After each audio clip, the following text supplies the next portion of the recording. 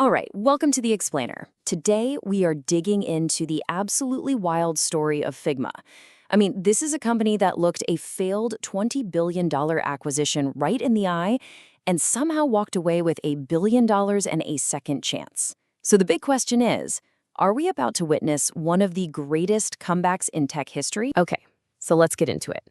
The real question here is how an idea that so many experts thought was just a technical fantasy got so valuable that even its failed acquisition changed its entire future. Trust me, this journey is way more dramatic than you might think. To really get the pressure Figma's under right now, you have to understand the massive expectations for what could come next, a potential IPO.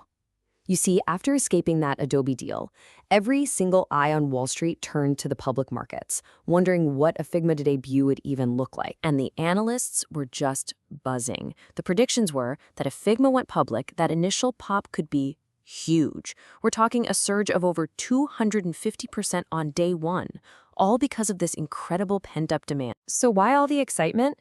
Well, the hype was fueled by the belief that a potential IPO could be oversubscribed by as much as 40 times. This wasn't just another company. To a lot of people, it looked like the most anticipated market debut of its generation. Basically, Figma had the potential to do something truly historic. It could become the first big IPO to raise over $500 million and watch its stock triple on the very first day. The stage was set for an absolutely legendary debut. But the incredible thing is how close it all came to never happening at all. And that's what makes this whole high-stakes situation so fascinating. Just months earlier, a blockbuster IPO wasn't just, unlikely, it was completely off the table. Figma was heading down a totally different road. So, Figma found itself at this massive crossroads. Back in 2022, the software giant Adobe announced a jaw-dropping $20 billion deal to buy them. For a private company, that's the dream scenario, right? It's the ultimate validation, a safe and unbelievably rich exit. But the ink on the press release was barely dry before the whole thing hit a brick wall. Regulators in the US, in Europe, and in the UK all jumped in, raising red flags.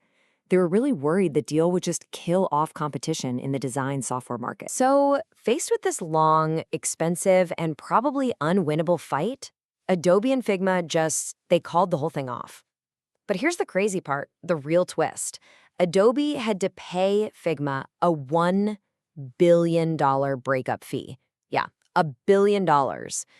So Figma didn't get a new owner, no. Instead, it walked away with a mountain of cash and, most importantly, its freedom. So how in the world did Figma get to a point where it was worth a $20 billion offer to begin with? It all started with an idea that at the time really did seem completely impossible. The whole journey kicked off back in 2012 with a really simple but totally revolutionary vision from co-founder Dylan Field. See, back then, design was something you did alone, on a desktop app, in a silo.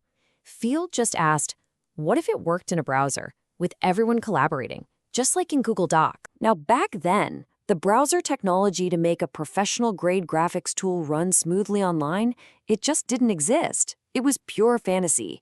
But Field, who was a Thiel fellow who dropped out of Brown, teamed up with his brilliant former classmate, the technical wizard Evan Wallace, to make it a reality. And they were so methodical about it.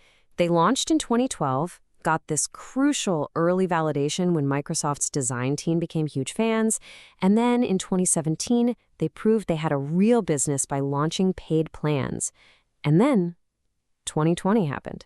The sudden switch to remote work was like rocket fuel that sent Figma's user base into the stratosphere. See, Figma didn't just build another tool. It totally redefined the entire workflow. It introduced a new way for teams to create stuff together. And that was its real secret sauce. And what's so brilliant about this is how all these pieces just clicked together. So, being browser first. That meant anyone on any computer could jump right in, no install needed. Real-time collaboration. That killed the whole emailing files back and forth thing. The freemium model was just gasoline on the fire. It spread everywhere. And the big one, the single source of truth.